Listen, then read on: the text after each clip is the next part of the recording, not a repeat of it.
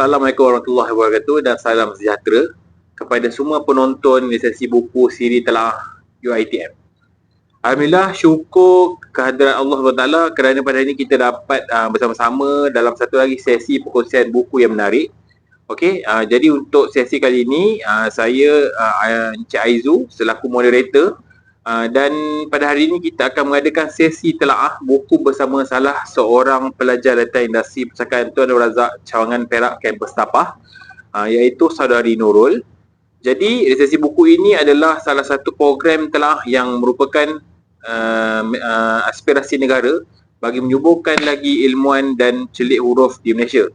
Jadi buku yang ingin diulas oleh saudari Nurul pada hari ini adalah sebuah novel yang terkenal dari Jepun, iaitu Before the Coffee Gets Cold, karya Toshikazu Kawaguchi.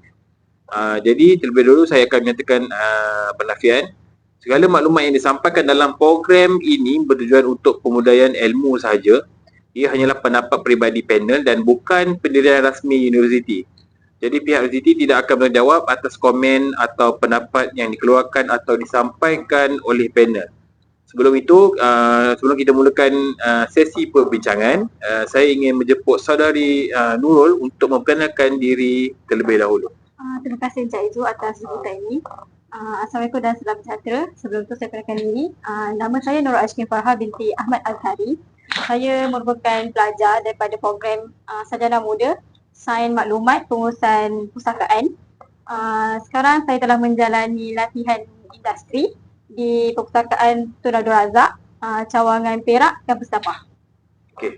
Baiklah saudari Nurul, sebagai permulaan boleh saudari memperkenalkan sedikit tentang novel ini kepada para penonton, mungkin dari segi latar belakang ataupun gambaran keseluruhan cerita. Novel Before Coffee Get Cold ni merupakan sebuah novel daripada Jepun dan ditulis oleh Toshikazu Kawaguchi. Dan buku ni juga diterbitkan pada tahun 2015. Menurut penulis, buku ni diadaptasi daripada persembahan teater. Disebabkan persembahan teater tersebut dia mempunyai jalan cerita yang menarik dan beri banyak pengajaran kepada penonton. Penulis decide untuk menulislah buku berdasarkan persembahan teater tersebut. Buku ni dia bercerita tentang sebuah kafe yang mungkin pada pandangan orang lain kafe ni nampak biasa, tapi sebenarnya kafe ni mempunyai misteri dan diorang punya rahsia yang tersendiri. Dan kafe ni dinamakan Funicula.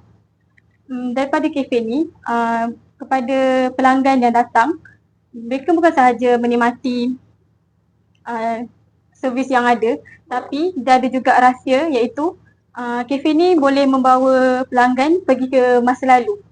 So bagi pelanggan yang ingin berjumpa dengan orang yang mereka nak jumpa di masa lalu untuk menyampaikan hasrat ataupun penyesalan yang diorang ingin bagi tahu, diorang akan pergi ke kafe tersebut dan adalah peraturan-peraturan yang diorang perlu ikuti. Peraturan yang disediakan tidaklah senang untuk diikuti dan dia mempunyai beberapa peraturan. Untuk pelanggan yang ingin pergi ke masa lalu, mereka perlu ikutlah peraturan ketat ni, dan jika melanggar dia adalah hukuman yang diorang akan kenakan.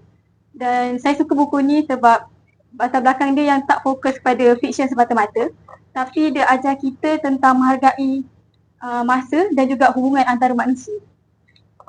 Okey, menarik juga cerita dia, tapi boleh tak saya ceritakan lagi apakah jalan cerita utama dalam novel? Novel tersebut dia memang fokuslah kepada, ada 4 chapter. Dia fokus kepada setiap watak mempunyai diorang punya masa silam, kesilapan yang diorang buat. Ada yang mungkin time masa lepas atau masa lalu dia terkasar bahasa ke, ataupun ada yang kehilangan seseorang. So diorang ambil peluang untuk pergi ke kafe ni untuk tebus balik diorang punya kesalahan. Tapi walaupun diorang dapat pergi ke masa lalu, diorang tak boleh nak ubah apa yang dah terjadi. Diorang hanya boleh menyampaikan mesej sahaja kepada orang yang tertentu. Untuk ubah masa sekarang, diorang tak boleh lakukan tu lah. Memang tak ada peluang lah nak ubah melainkan diorang terima dengan keredaan yang ada. So diorang kenalah terima dengan hati terbuka. Just rasa bersyukur je lah yang diorang dah sampaikan mesej ataupun hasrat hati yang diorang simpan selama ni dekat orang yang diorang nak jumpa tu.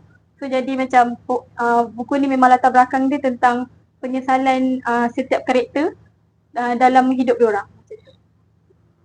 Okay. So kalau kita tengok tajuk Before the Coffee Gets Cold. Jadi pada pendapat saudari, kenapa tajuk ni dipilih sebagai tajuk buku? Penulis dia decide untuk pilih tajuk ni sebab ni adalah salah satu peraturan penting lah dalam dorang punya proses untuk pergi ke masa lalu. Dan bagi saya tajuk ni memang menarik lah untuk jadikan sebagai tajuk penting buku ni, sebab dalam kehidupan pun kalau kita nak buat satu keputusan, kita kena buat dengan cepat tanpa melengahkan masa. Kita tak kalau boleh tak payahlah nak tunggu hari esok ke, kejap lagi ke. Kalau kita buat kesalahan ke apa, cepat-cepat minta maaf. Sebab kita tak tahu hubungan kita dengan manusia tu berapa lama tempoh dia. So macam buku ni macam menunjukkan lah, sebelum kopi tu sejuk, kita kena buat keputusan dengan cepat. Kita kena berfikirlah dengan matang, kena buat apa, kena jaga kita punya kata-kata, sikap kita, sebab apa yang kita buat sekarang dia akan beri kesan lah dekat masa depan. Dia antara akan jadi buruk ataupun kita menyesal ataupun dia akan jadi yang baik. So kita tak tahu yang tu. So nak selamat, setiap kali kalau kita berkata-kata ataupun kita buat tingkah laku, make sure fikir dulu apa kesan dia nanti. Akan sakitkan hati orang ke, akan burukkan hubungan kita ke. Sebab kita tak tahu orang tu masa depan, kat masa akan datang dia akan ada sentiasa kat kita, dengan kita ataupun tak. Boleh jadi orang tu mungkinlah dia terlibat dengan kemalangan ke, sakit ke. So peluang kita nak bersama dengan orang tersayang tu, dengan orang sekeliling, kita tak tahu ketentuan tu macam mana. So nak buku ni mengajarlah cara kita menghargai masa dan momen yang kita ada dengan orang yang tersayang. Itulah kenapa diorang pilih, penulis decide untuk ambil tajuk ni, sebab dia beritahu kita yang sebenarnya masa tu sangat penting. Jadi itu ibarat macam syarat Yes. untuk pergi ke masa lalu lah. Jadi tu je ke dia punya antara syarat ataupun peraturan yang dalam novel ni yang watak tu kena ikut? Adakah ada syarat lain? Dia ada beberapa peraturan dan nak bagi cerita ni menarik dan juga nak menunjukkan lah pergi ke masa lalu ni bukan sangat mudah. Dia bukan semata-mata pelanggan datang dan duduk beli kopi terus pergi, tak.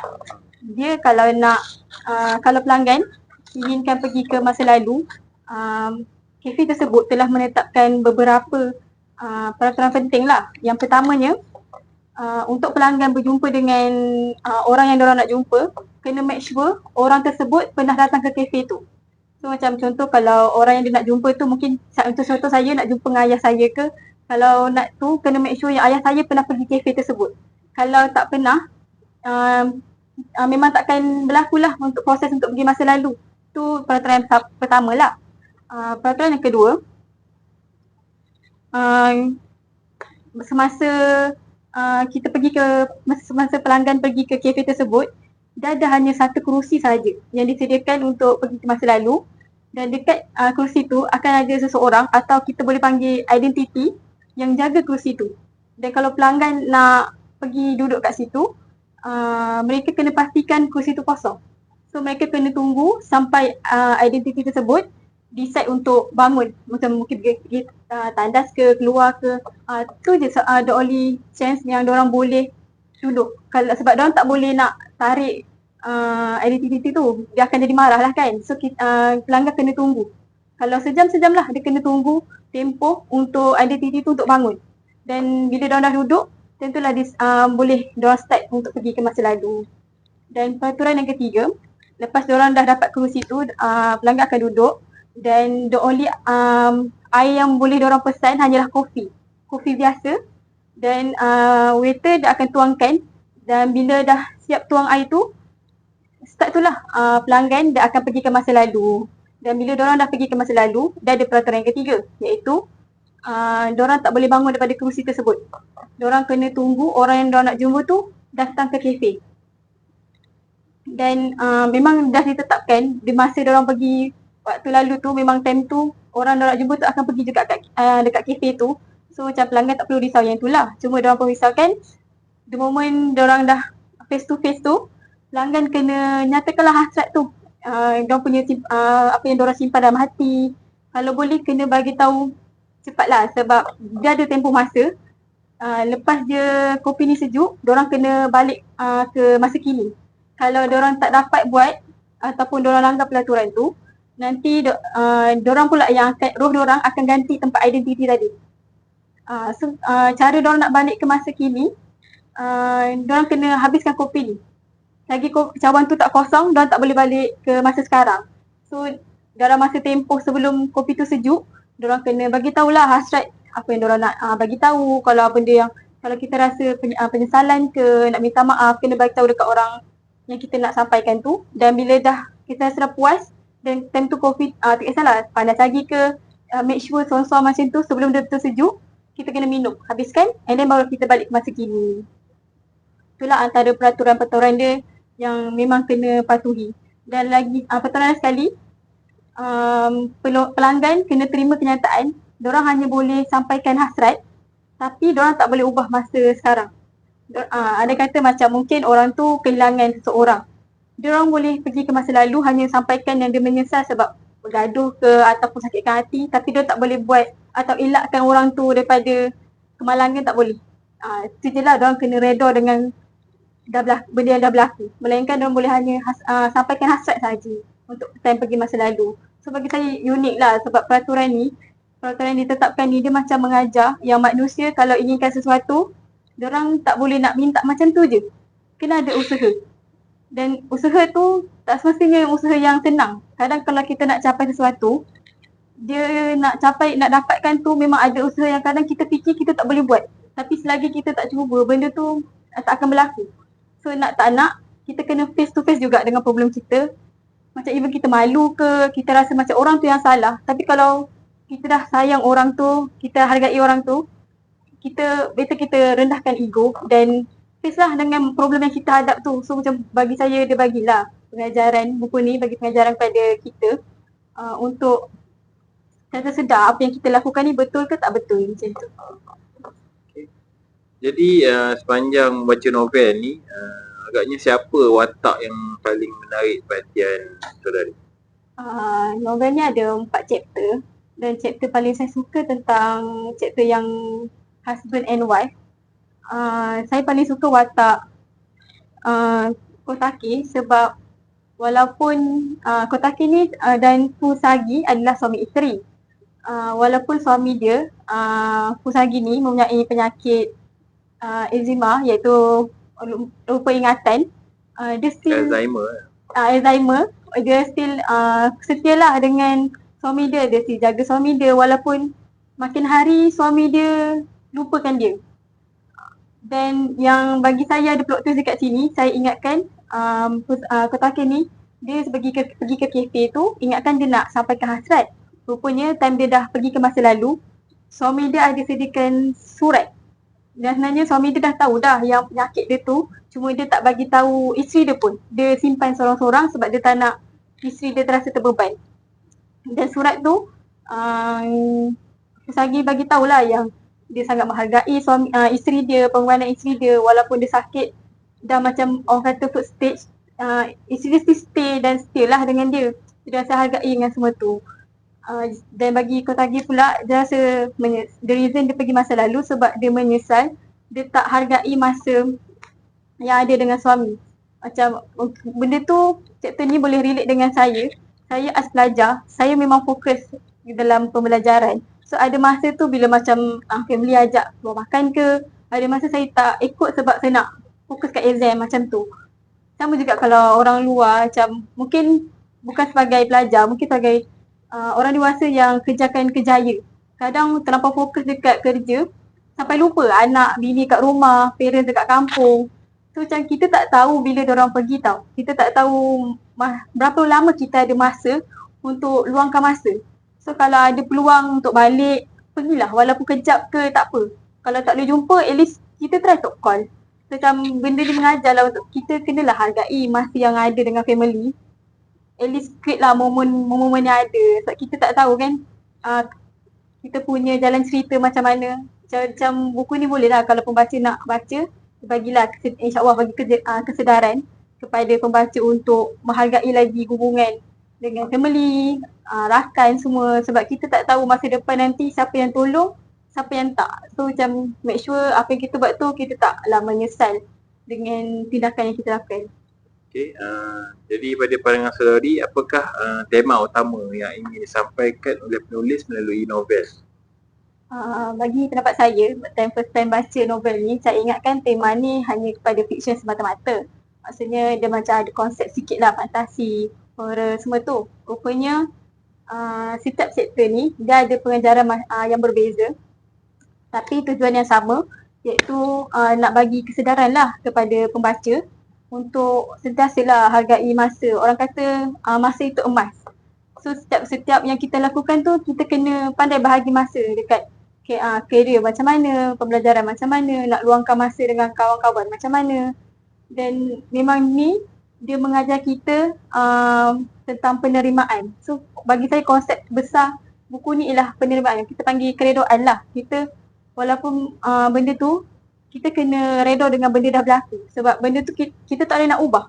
Walaupun dalam buku ni dia bagi peluang dekat pelanggan untuk pergi masa lalu, tapi diorang hanya boleh bagi tahu hasrat je, diorang boleh sampaikan mesej. Apa yang dah berlaku tu diorang tak boleh nak ubah. So diorang kena terima dengan hati yang redha. Kalau memang kehilangan seseorang, diorang kenalah redha yang diorang tak boleh jumpa dah dengan orang tu. Kalau macam orang tu dah sakit, memang tak boleh nak ubat, semua memang kena terimalah. So dia mengajar kita tentang keredaan lah. Itu bagi saya tema besar buku ni. Jadi daripada keseluruhan novel ni, apakah mesej yang paling memberi kesan kepada saudari?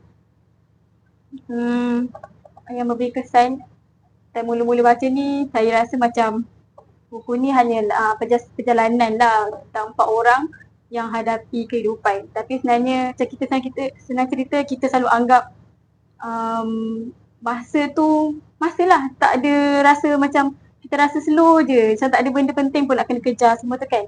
Tapi bila saya baca 4 kisah ni, macam dia ajarlah saya, dia beri kesan kepada saya yang hubungan dengan kawan-kawan, dengan family, dengan lecturer semua, memang kita kena hargai lah. Lagi-lagi kalau kita hargai hubungan kita dengan orang yang betul-betul sayang dan care dengan kita. So dia beri kesan kepada saya untuk ubah lah. Sebab saya jenis orang yang suka duduk rumah, lagi kurang keluar lagi ni. So macam bila buku ni macam ajar saya untuk hargai masa yang ada. Kalau boleh keluarlah dengan family macam tu.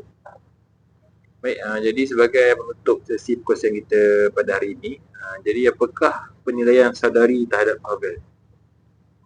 Penilaian saya, buku ni sangat senang memahami walaupun di dalam bahasa Inggeris, dan sekarang dah ada penterjemahan bahasa Melayu. Tak silap keluar tahun lepas rasanya. Dia menggunakan bahasa yang mudah difahami. Jadi untuk orang yang beginner boleh try untuk baca buku ni, dan buku ni pun nipis tak ni. So penilaian saya untuk jalan cerita dan konsep buku ni dalam 4/5 bintang. Sebab dia memfokuskan kita, beri kesedaran lah kepada pembaca yang setiap yang kita lakukan ni memang akan ada kesan. Orang kata memang kalau kita lakukan benda ni, masa akan depan akan jadi macam mana. Dia akan jadi buruk ke, akan jadi lebih baik ke. Dan dia juga ajarlah kita untuk hargai setiap masa. Masa yang kita luangkan dengan family semua kan. Lepas tu kita kena pandai lah bahagi masa nak dengan family macam mana, nak dengan kerjaya macam mana. Sebab kadang kalau kita fokus family juga, kerjaya kita tinggal, tu peluang kita untuk mungkin ke hadapan, mungkin ada projek ke something macam tu, kalau kita abaikan pun tak boleh juga. So kita kena pandailah bahagi kerjaya semua tu. Dan kalau macam contoh, macam ada dalam part dalam novel ni, pasal The Lover, pasangan couple yang girlfriend dia kena tinggal sebab boyfriend dia pergi Amerika untuk nak pertingkatkan diri, orang kata nak sambung kerja dekat sana sebab peluang lagi besar. Bagi saya okey je, tapi kita kena kat situ kena panggil communication kena ada. Kena sentiasa contact semua tu. Dan kalau betul ADR tu tersusah, diorang kenalah ada communication dengan syahada untuk terima untuk teruskan hubungan ke atau tak ke. Kat situ kita boleh belajar yang sebenarnya communication tu juga penting sebab dia salah satu momen yang kita luangkan dengan kita punya orang tersayang. Ada kata kita nak hargai benda tu, kita kenalah tunjukkan usaha yang kita betul-betul nak orang tersayang kita tu stay dekat kita lah, daripada kita jangan sampai lupa langsung. Sama jugalah kalau family pun kita kena ada lah communication dekat situ. Kalau ada kata tak boleh balik sebab kerja, bagilah reason yang munasabah. Jangan sebabkan nak luangkan masa dengan kawan so tinggalkan family. Janganlah macam tu. Kalau boleh kita communication dengan syahada untuk bagi fahami lah, untuk so tak adalah nanti bila masa akan datang rasa menyesal sebab tak luangkan masa tu dengan family macam tu. Okay, jadi masa pun mencemburui kita. Jadi terima kasih diucapkan kepada saudari Nurul atas perkongsian yang sangat menarik dan penuh dengan pengajaran mengenai novel Before the Coffee Gets Cold. Jadi semoga sesi perkongsian pada hari ini dapat memberi inspirasi kepada seluruh warga UiTM untuk terus memudayakan amalan membaca serta mengambil manfaat daripada setiap bahan bacaan yang dipilih. Jadi akhir kata, terima kasih kepada semua penonton yang setia mengikuti program Seni Telaah UiTM ni. Okay, jadi semoga kita dapat bertemu lagi dalam sesi yang akan datang dengan perkongsian buku-buku yang lebih menarik. Saya akhiri dengan wabillahi taufiq wal hidayah. Wassalamualaikum warahmatullahi wabarakatuh.